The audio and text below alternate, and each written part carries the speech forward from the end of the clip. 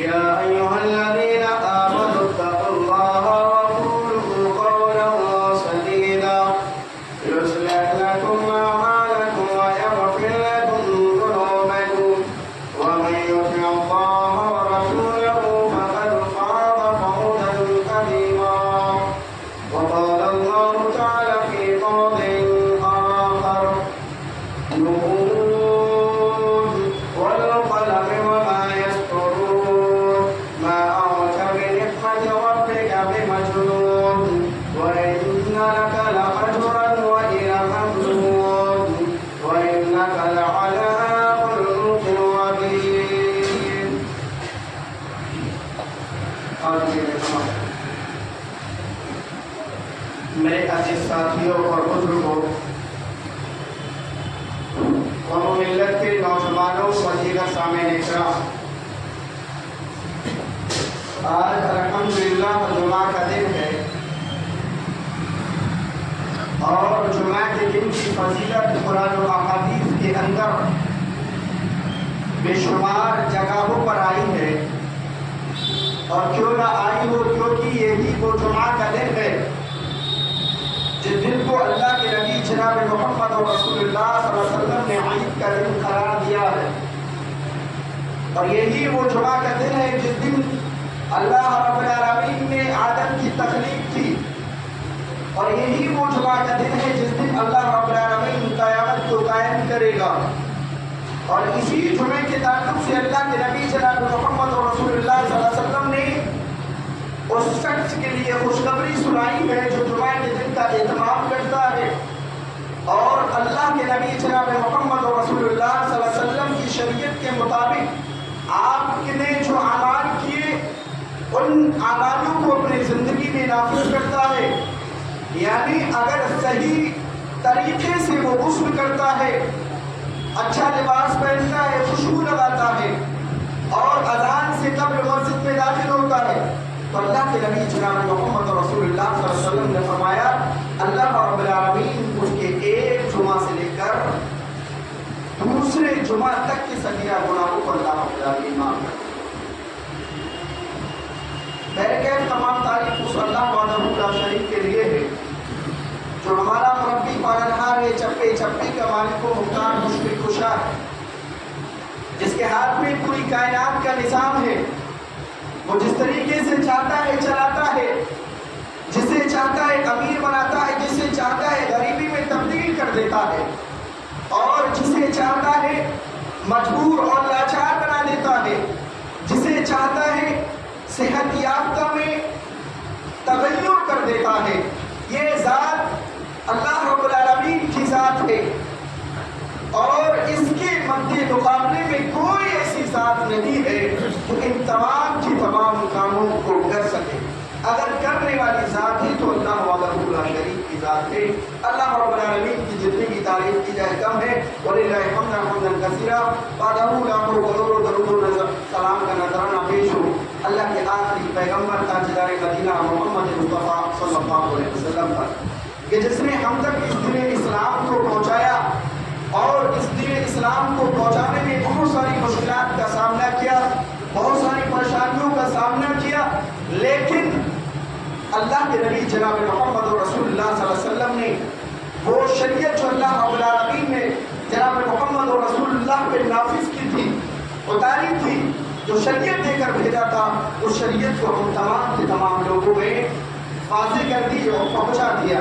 الحمدللہ اسی شریعت کو فالو کرتے ہوئے اللہ رب العالمین کی بارگاہ میں آ کر ہم سجدہ ریز ہوتے ہیں اور محمد رسول اللہ کی شریعت کے اکارڈنگ نمازیں، دعائیں، یہ سارے کے سارے کام کرتے ہیں. آئیے خطبہ مسنونہ کے بعد میں نے قرآن کی ایک آیت پڑھی تھی. قرآن کی جو آیتیں پڑھی تھی وہ سورہ نون کی آیتیں پڑھی تھی، اور آج کی جو گفتگو انشاءاللہ مطالعہ کروں گا وہ یہ جو مہینہ ربیع الاول کا چل رہا ہے اسی کے مناسبت سے ہمارا یہ ٹاپک ہے. یعنی پہلے جشن عید میلاد النبی کے تعلق سے تھا، پھر اللہ کے نبی جناب محمد رسول اللہ صلی اللہ علیہ وسلم کی خصوصیات، معجزات کیا تھے. آج کا جو ہے وہ آپ صلی اللہ علیہ وسلم کے اخلاق حسنہ کے تعلق سے انشاءاللہ تعالیٰ وہ شروع کروں گا. یہ مان لیجیے کہ محمد رسول اللہ صلی اللہ علیہ وسلم تمام انبیاء اکرام میں سب سے اعلیٰ درجہ محمد رسول اللہ صلی اللہ علیہ وسلم کا. آپ نے مسجد اقصی میں تمام انبیاء اکرام کو نماز پڑھائی اور آپ صلی اللہ علیہ وسلم کو معراج کرائی گئی اور آپ آخری رسول ہیں محمد رسول اللہ صلی اللہ علیہ وسلم. اس کے بعد کوئی نبی آنے والا نہیں ہے. یہ آخری نبی کریم جناب محمد رسول اللہ صلی اللہ علیہ وسلم کو اللہ رب العالمین نے جب نبی اور رسول بنایا تو لوگوں نے آپ کے اوپر بہت زیادہ فتنیاں کسی. لوگوں نے آپ کو برا بنا بھی کہا, لوگوں نے آپ کو دیوانہ مجنون اور پاگل بھی کہا, جادوگر بھی کہا. بہت سارے لوگوں نے آپ کو جادوگر تصور کیا. بہت سارے لوگوں نے آپ کو نہ جانے کون کون کے الفاظ سے پکارا بولا, لیکن قرآن نے اس کو واضح کر دیا. قرآن نے کہا کہ آپ اللہ رب العالمین کے فضل و کرم سے آپ دیوانے نہیں ہیں, مجنون نہیں ہیں, پاگل نہیں ہیں. یہ لوگ اگر آپ کو چاہے کتنی بھی تکلیف دے, یہ لوگ آپ کو طرح طرح کے الفاظ سے پکارے, غلط رویہ آپ کے ساتھ پیش کریں, لیکن آپ ان سے اعلیٰ اخلاق میں سب سے زیادہ. اللہ رب العالمین سورہ نون کے اندر ارشاد فرماتا ہے نون والقلم وما يسطرون ما أنت بنعمت ربك بمجنون. اللہ نے سورہ نور کے اندر فرمایا قسم ہے قلم کی, نون والقلم وما يسطرون, اور اس چیز کی جس کو فرشتے لکھتے. فرمایا اللہ رب العالمین فرماتا ہے ما أنت بنعمت ربك بمجنون. اے اللہ کے نبی جناب محمد رسول اللہ صلی اللہ علیہ وسلم, اگرچہ لوگ آپ کو دیوانہ, پاگل اور مجنون ہی کہتے ہیں, آپ اپنے رب کے فضل و کرم سے دیوانے نہیں ہیں, آپ مجنون نہیں ہیں, پاگل نہیں ہیں, جادوگر نہیں ہیں. اللہ نے آپ کو تمام کی تمام نعمتوں سے نوازا ہے, اور ایسی نعمتیں ہیں جو کبھی ختم ہونے والی نہیں ہے, اور آپ اعلیٰ اخلاق پر فائز ہیں. کوئی آپ کے مد مقابل میں آ ہی نہیں سکتا, کیونکہ وہ اللہ کے نبی جناب محمد رسول اللہ صلی اللہ علیہ وسلم جو پوری کائنات کے لیے اللہ نے نبی اور رسول بنا کر بھیجا تھا. جتنے بھی نبی آئے سارے کے سارے نبی کسی خطے کے لیے آئے, کسی طبقے کے لیے آئے, کسی قوم کے لیے آئے, لیکن اللہ کے نبی جناب محمد رسول اللہ صلی اللہ علیہ وسلم کی جو صفت ہے ان میں سے ایک صفت یہ بھی ہے کہ آپ کو اللہ نے پوری یونیورس کے لیے نبی اور رسول بنا کر بھیجا تھا. فرمایا یا ایھا النبی انا ارسلناک شاہدا ومبشرا ونذیرا. یہ پوری اللہ کے نبی جناب محمد رسول اللہ صلی اللہ علیہ وسلم کے ساتھ تھی. یہ صفت تھی کہ آپ کو اللہ نے نبی پوری کی پوری کائنات کے لیے بنا کر بھیجا, اور آپ کو اس کائنات کے لیے ڈرانے والا بنا کر بھیجا کہ لوگوں کو آپ ڈرائیں, لوگوں کو آپ خوشخبری سنائیں. ہر برے کام کے لیے آپ لوگوں کو تنبیہ کریں گے, ڈرائیں گے. آپ اچھے کام اگر لوگ کرتے ہیں تو آپ ان کے لیے خوشخبری سنائیں کہ اللہ رب العالمین نے آپ کے لیے یہ انعام و کرام رکھا ہے. اور اگر آپ غلط کام کرتے ہیں تو اللہ کے نبی جناب محمد رسول اللہ صلی اللہ علیہ وسلم نے فرمایا کہ آپ کے لیے اللہ نے ٹھکانہ تیار کیا ہے, وہ ٹھکانہ جہنم کا. غلط وہ اللہ کے نبی جناب محمد رسول اللہ صلی اللہ علیہ وسلم جس کی گواہی حضرت خدیجہ رضی اللہ تعالی عنہا نے دی. آپ کی گواہی اس بات کی تھی کہ جب اللہ کے نبی جناب محمد رسول اللہ صلی اللہ علیہ وسلم پر پہلی وحی نازل ہوتی ہے آپ گھبرا جاتے ہیں. گھبرانے کے بعد آپ اپنے شریک حیات کے پاس آتے ہیں, حضرت خدیجہ رضی اللہ تعالی عنہا کے پاس آتے ہیں. آپ کہتی ہیں اے میری بیوی, مجھے میری جان کا خطرہ لگ رہا ہے, آپ گھبرائے ہوئے ہیں. حضرت خدیجہ سے یہ بات کہتے ہیں, وہ آپ کی شریک حیات کیا کہتی ہیں, اے اللہ کے نبی جناب محمد رسول اللہ صلی اللہ علیہ وسلم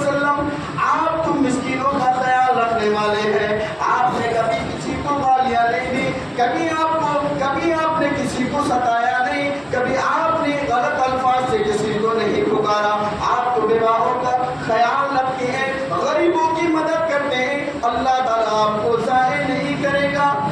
یہ اللہ کے نبی جناب محمد رسول اللہ صلی اللہ علیہ وسلم کے بارے میں حضرت خدیجہ کہتی ہے، یہ اللہ کے نبی جناب محمد رسول اللہ صلی اللہ علیہ وسلم کے تعلق سے آپ کی بیوی نے کہا، اس وقت جب آپ گھبرائے ہوئے تھے، آپ کی گواہی تو کفار و مشرکین نے بھی دی، وہ کفار و مشرکین جو گناہوں میں ملوث تھے، ظلموں پر بریت کر وہ لوگوں پہ کیا کرتے تھے، گمراہی میں ملوث تھے، ایسے عالم میں وہی لوگ اللہ کے نبی جناب محمد رسول اللہ صلی اللہ علیہ وسلم کو آپ کو صادق الامین کے نام سے پکارتے تھے۔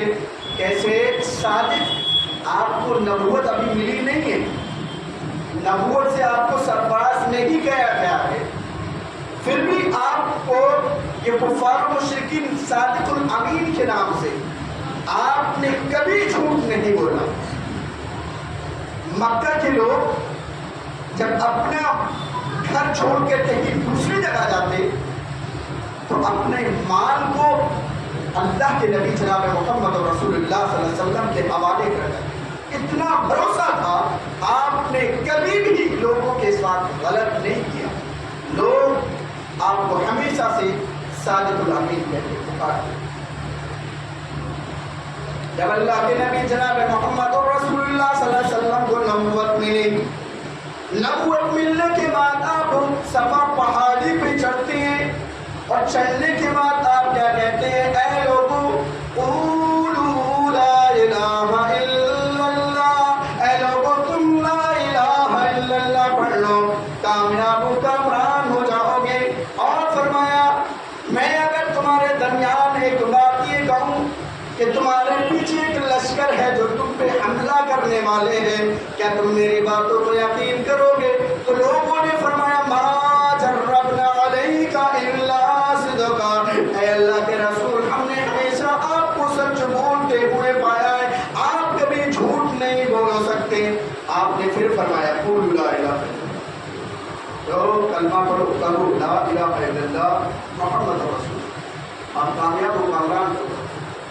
یہ کفار مشرکین کا معاملہ ہے۔ اور اس کے بعد عبداللہ بن سلام نے آپ کی گواہی دی۔ اللہ کے نبی جناب محمد رسول اللہ صلی اللہ علیہ وسلم مکہ سے جب مدینہ گئے، اس دور کی بات، جب آپ صلی اللہ علیہ وسلم مکہ سے مدینہ کی طرف جب گئے تو حضرت عبداللہ بن سلام کیا کہتے ہیں؟ اللہ کے نبی جناب محمد رسول اللہ صلی اللہ علیہ وسلم یہ فرماتے افشوا السلام واطعموا الطعام وصلوا الارحام۔ آپ نے فرمایا اے لوگوں کے درمیان میں سلام کو رائج کرو، واطعموا الطعام، لوگوں کو کھانا کھلاؤ، مسکینوں کو کھانا کھلاؤ، وصلوا الارحام، اور رشتہ داروں کو کاٹو نہیں بلکہ رشتہ داروں میں تعلقات کو بڑھاؤ۔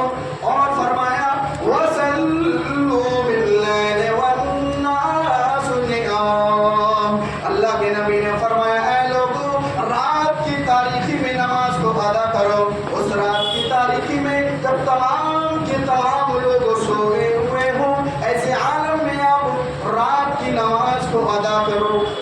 اور اللہ کے نبی جناب محمد رسول اللہ صلی اللہ علیہ وسلم نے یہ چیز کہنے کے بعد آپ فرماتے ہیں اگر کوئی شخص لوگوں کے درمیان سلام کو رائج کرتا ہے اور بھوکوں کو کھانا کھلاتا ہے، مسکین کو کھانا کھلاتا ہے، غریبوں کی مدد کرتا ہے اور رشتہ داروں کو توڑتا نہیں ہے بلکہ جوڑتا ہے، اور رات کی تاریخی میں نماز پڑھتا ہے، اس وقت جب سارے کے سارے لوگ کیا ہوتے ہیں؟ سوئے ہوئے ہوتے ہیں، تو آپ نے خوشخبری سنائی اس پر چلتی ہے تدخلون الجنت بسلام۔ آپ نے فرمایا اے لوگوں یہ کام اگر کوئی شخص کر لیتا ہے تو اللہ کے نبی نے فرمایا آپ سلامتی کے ساتھ جنت میں داخل ہو جاؤ۔ یہ اللہ کے نبی جناب محمد رسول اللہ صلی اللہ علیہ وسلم مدینہ پہنچنے کے بعد لوگوں میں گئے، اور وہ اللہ کے نبی جناب محمد رسول اللہ کے اخلاق تو دیکھو، وہ جو ہمارے لیے ایڈیل اور نمونہ ہے، آپ کو بڑے ہی سخاوت، بڑے ہی سخی آدمی تھی۔ اللہ کے نبی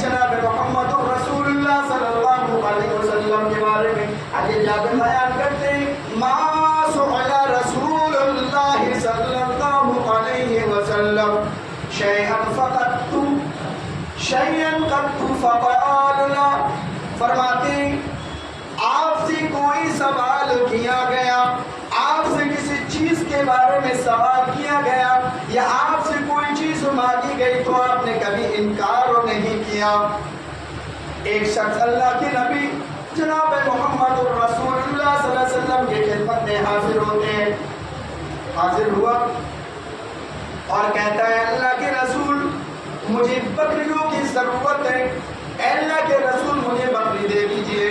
آپ نے محدث لکھتی ہے، راوی بیان کرتا ہے کہ اللہ کے نبی جناب محمد رسول اللہ صلی اللہ علیہ وسلم نے اتنی ساری بکریاں دی کہ دو پہاڑوں کے درمیان میں جو شگاف ہوتا ہے آپ نے اتنی بکریاں دی کہ وہ بکریاں اس سے بھر جائیں. وہ اپنی قوم کی طرف جاتا ہے اور جانے کے بعد کہتا ہے اس نے اسلام لیکن شرط لگائی اللہ کے نبی جناب محمد رسول اللہ صلی اللہ علیہ وسلم نے جو اسلام کو قبول کرے گا. اس شخص نے اسلام کو قبول کیا، سوال کیا آپ سے، آپ نے اس کو دے دیا. اور وہی شخص جو اسلام کو قبول کرنے کے بعد اللہ کے نبی سے جو سوال کیا تھا آپ نے اس کو دیا، اب وہ اپنی قوم کی طرف جاتا ہے اور کہتا ہے یا قوم اسلموا فإن محمدا يعطى من لا يخشى الفقر. اے میری قوم کے لوگوں تم اسلام کو قبول کر لو. اگر تم نے اسلام کو قبول کر لیا تو محمد الرسول اللہ صلی اللہ علیہ وسلم تمہیں اتنا عطا کرے گا کہ تم کبھی الفقر والفاقہ میں مبتلا نہیں ہوگے. یہ اللہ کے نبی جناب محمد رسول اللہ صلی اللہ علیہ وسلم کی سخاوت تھی، سخی تھے. کوئی بھی آپ کے پاس آئے، آپ سے سوال کیا، آپ فوراً آپ کے پاس جو چیز تھی آپ دے دیتے. یہ ہمارے نبی محمد رسول اللہ صلی اللہ علیہ وسلم کی سخاوت تھی. آج ہمارے لیے ایڈیل اللہ کے نبی اگر ہمارے پاس چیز مہیا ہے، اگر کوئی سائل آ جاتا ہے تو ہم میں سے کتنے سارے لوگ ایسے ہیں جو اس کو جھڑکتے ہیں، ڈانٹ ڈپٹ کے بھگا بھی دیتے، غصہ میں نہیں دیتے. لیکن اللہ کے نبی جناب محمد رسول اللہ صلی اللہ علیہ وسلم نے کبھی بھی ایسا نہیں کیا کہ آپ کے پاس کچھ سائل آئے اور آپ سے سوال کیا آپ نے اسے دیا نہ ہو. ایک عورت نے اللہ کے نبی جناب محمد رسول اللہ صلی اللہ علیہ وسلم کو ایک چادر دی. آپ اوڑے ہوئے تھے، مجلس میں بیٹھے ہوئے تھے، صحابیوں میں سے ایک صحابی اٹھے کہا اللہ کے رسول یہ چادر کی مجھے ضرورت ہے. اور اس چادر کو ایک عورت نے اللہ کے نبی کو دیا تھا، نجرانی چادر تھی. اللہ کے نبی جناب محمد رسول اللہ صلی اللہ علیہ وسلم نے اس چادر کو کیا کیا؟ آپ نے اس چادر کو اس شخص کو دے دیا. مجلس ختم ہوئی، اللہ کے نبی حجرے میں چلے گئے. اس کے بعد صحابہ کرام نے کہا، آپس میں کہا بھائی آپ نے اللہ کے نبی کو جو چادر دی تھی اس عورت نے دی، تم نے کیوں مانگی؟ کہا میرے مانگنے کا مقصد یہ نہیں تھا، میرے مانگنے کا مقصد یہ تھا کہ اس چادر کے ذریعہ سے مجھے برکت حاصل ہوگی اور جب میری موت واقع ہوگی تو اس چادر کو میرا کفن بن جائے گا. کہنے کا مقصد یہ ہے کہ اللہ کے نبی جناب محمد رسول اللہ صلی اللہ علیہ وسلم کے پاس اگر کوئی بھی چیز تھی، اگر آپ کے پاس کوئی سائل آتا ہے، آپ سے کسی چیز کے بارے میں سوال کرتا ہے، آپ نے کبھی بھی اس کو خالی ہاتھ نہیں، آپ نے کبھی بھی اسے جھڑکا نہیں، ڈانٹ اور ڈپٹ سے کام نہیں لیا، کبھی بھی نہیں. لیکن ہمارا رویہ کچھ الگ ہے. ہمارے پاس اگر کوئی سائل آ جائے تو ہم کہتے ہیں کہ نہیں آگے جاؤ. یہ ہمارا طور طریقہ ہو گیا. محمد رسول اللہ کے امتی ہیں، ہمارے لیے ایڈیل اور اسوہ نمونہ محمد رسول اللہ صلی اللہ علیہ وسلم ہے. لیکن ہمارا طور طریقہ غیروں کی طرح ہے، طور طریقہ یہود و نصارہ کی طرح ہے. ایڈیل ہمارے اللہ کے نبی ہے، لیکن طریقہ اور اسلوب اور ڈھنگ جو ہے وہ کسی غیر لوگوں کی طرح. ایسا نہیں ہونا چاہیے. اور اللہ کے نبی جناب محمد رسول اللہ صلی اللہ علیہ وسلم کی اخلاق میں سے دوسری جو صفت تھی وہ صفت آپ کی عاجزی انکساری کی. عاجزی انکساری ہوتی کیا ہے؟ آپ کو اللہ نے نبی اور رسول بنایا. حضرت جابر بیان کرتے کہ اللہ کے نبی جناب محمد رسول اللہ صلی اللہ علیہ وسلم کے پاس جبریل امی بیٹھے ہوئے تھے. ایک فرشتہ آیا. اللہ کے نبی نے فرمایا وہ فرشتہ پہلی بار آیا، جب سے پیدا ہوا اس کے بعد سے پہلی بار میرے پاس آیا، اور آنے کے بعد مجھ سے سوال کرتا ہے کہ آپ بادشاہ نبی بننا چاہتے ہیں یہ بندہ رسول بننا چاہتے ہیں؟ بادشاہ نبی یہ اختیار دیا اللہ کے نبی جناب محمد رسول اللہ صلی اللہ علیہ وسلم کو اس فرشتے نے کہ آپ بادشاہ نبی بننا چاہتے ہیں یا بندہ رسول بننا چاہتے ہیں؟ تو اللہ کے نبی جناب محمد رسول اللہ صلی اللہ علیہ وسلم نے فرمایا میں بادشاہ نبی نہیں بننا چاہتا، میں بندہ رسول بننا چاہتا. فرمایا اللہ کے نبی جناب محمد رسول اللہ صلی اللہ علیہ وسلم نے کہ میں مسکینوں کی طرح زندگی گزارنا چاہتا ہوں. کل قیامت کے دن جب میرا اٹھنے کا نمبر آئے تو میں مسکینوں کے ساتھ ہوں. آپ کی عاجزی انکساری اس بات سے پتہ لگتی ہے جب مکہ فتح ہوا. مکہ فتح ہونے کے بعد آپ داخل ہوئے مکہ میں، تو آپ جب جس اونٹ پر بیٹھے ہوئے تھے، جس کجاوے میں بیٹھے ہوئے تھے، وہ کجاوا آپ کی ٹھوڑی سے لگ رہا تھا. یعنی آپ کی جو گردن تھی وہ کھڑی نہیں تھی. آپ اس طریقے سے عاجزی انکساری سے تھے، آپ کی گردن جھکی ہوئی تھی. آپ کو اللہ نے وہاں کا بادشاہ یعنی آپ کی حکومت آپ کے پاس تھی، حاکم آپ تھے، وہاں کے گورنر آپ تھے، آپ پی ایم آپ کے وہاں مکہ کے تھے، کیونکہ مکہ فتح ہو چکا تھا، سب کچھ آپ کے ہاتھ میں تھا. لیکن عاجزی کا عالم یہ تھا کہ آپ کی گردن کجاوے سے ٹکرا رہی تھی، جھکی ہوئی تھی. آپ نے اعلان کر دیا کہ اے مکہ والوں، آپ کو ڈرنے اور خوف کھانے کی ضرورت نہیں ہے. مکہ فتح تو ہو گیا، حکومت میرے پاس ہے، یہاں کا گورنر میں ہوں، حاکم ہوں، لیکن میں تمام کے تمام لوگوں کو معافی کا اعلان کرتا ہوں، شرط ہے کہ آپ اپنے ایک ایک جرم کی قبول کریں گے. کیا کیا میں نے جرم کیا تھا پہلے، اس کے بعد میں تمہیں معاف کر دوں گا. اب یہ بتائیے کہ اس سے اگر ہمارے پاس کوئی عہدہ آ جاتا ہے یا ہمیں اللہ رب العالمین میں دولت سے نواز دیتا ہے یا کسی بھی چیز میں جو ہم اور لوگوں سے بہتر ہو جاتے ہیں، تو ہمارا رویہ کچھ چینج ہو جاتا ہے، کیونکہ ہم دوسرے سے الگ ہو گئے، ہم فلاں بستی کے مالک ہو گئے یا فلاں ڈپارٹمنٹ کے ہیڈ ہو گئے. لیکن اللہ کے نبی جناب محمد رسول اللہ صلی اللہ علیہ وسلم کے رویہ نہیں، بلکہ آپ عاجزی انکساری کو پسند کرتے ہیں. آپ نے کسی پر ظلم نہیں کیا، لوگوں نے اپنے جرم کو قبول کیا، آپ معاف کر دیا. آپ نے تو اس کو بھی معاف کر دیا ہندا جس نے آپ کے چچا حضرت حمزہ رضی اللہ تعالیٰ عنہ کے کلیجے کو چبایا اور اس کو چبانے کے بعد اسے پہلے ہار ڈالا گردن میں، پھر اس کو چبایا. اس کو بھی آپ نے کہا جا ہندا تجھے میں نے معاف کر دیا. آپ کی بیٹی حضرت زینب کے قاتل کو بھی آپ نے معاف کر دیا. لوگ آتے گئے، جرم قبول کیا اور آپ اس کو معاف کر دیا. یہ محمد رسول اللہ صلی اللہ علیہ وسلم کی رحمت ہے. لیکن آج اگر جس کے پاس سطح ہوتی، جس کے پاس طاقت ہوتی ہے، وہ لوگوں پر ظلم و بربریت کرنا شروع کر دیتا ہے، ظلم و زیادتی کرنا شروع کر دیتا ہے، ستم ڈھانا شروع کر دیتا ہے. لیکن یاد رکھیں کہ اللہ رب العالمین دل دیتا ہے.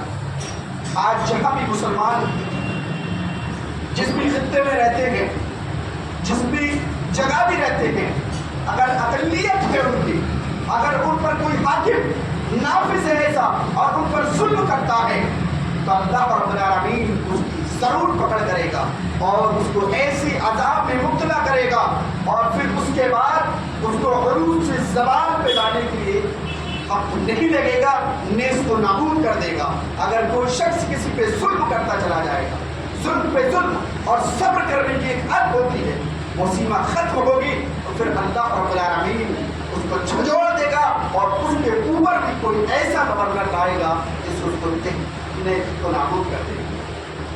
لیکن اللہ کے نبی جناب محمد رسول اللہ صلی اللہ علیہ وسلم گورنر اور حاکم ہونے کے باوجود آپ بڑی عاجزی انکساری کے ساتھ مکہ کے اندر داخل ہوتے۔ یہ اللہ کے نبی جناب محمد رسول اللہ صلی اللہ علیہ وسلم کی اخلاق کی ایک تھوڑی سی جھلک تھی۔ انشاءاللہ تعالی وقت ہو چکا ہے، اینڈ خطبے میں آگے اس سے بیان کریں گے اللہ کے نبی جناب محمد رسول اللہ صلی اللہ علیہ وسلم کے اخلاق کو۔ لہذا اللہ رب العالمین سے دعا ہے رب العالمین ہمیں محمد رسول اللہ صلی اللہ علیہ وسلم کے اخلاق کی طرح ہم کو اپنانے کی توفیق عطا فرما۔ رب العالمین ہمیں صحیح معنوں میں محمد رسول اللہ صلی اللہ علیہ وسلم کو اپنا آئیڈیل بنانے کی توفیق عطا فرما۔ رب العالمین ہم سے جو غلطی خطائیں ہوئی ہیں ہماری خطاؤں کو تو معاف فرما دے۔ رب العالمین ہم ادنا سے غلام ہیں، رب العالمین ہم تیرے بندے ہیں، تو غفور رحیم ہے، تو ہمارے گناہوں کو معاف فرما دے، ہماری خطاؤں کو معاف فرما دے۔ رب العالمین جو لوگ دنیا سے جا چکے ہیں ان قبر کو نور سے بھر دے۔ رب العالمین جہاں بھی مسلمان ہیں، جس جگہ بھی مسلمان ہیں، ان پہ ظلم و ستم ڈھائے جا رہے ہیں، رب العالمین تم ان تمام کے تمام لوگ جو ان پر ظلم ڈھا رہے اللہ رب العالمین کو انہیں تباہ و برباد کر دے۔ رب العالمین جہاں بھی لوگ مسلمان پریشان ہیں ان کی پریشانیوں کو ختم فرما دے۔ رب العالمین جو لوگ مجبور ہیں ان کی مجبوری کو تو ختم فرما۔ رب العالمین جو لوگ مقروض ہیں ان کے قرض کو ادا کرنے کی توفیق عطا فرما۔ رب العالمین ہمارا جب خاتمہ ہو خاتمہ بالخیر ہو، وما علینا الا البلاغ۔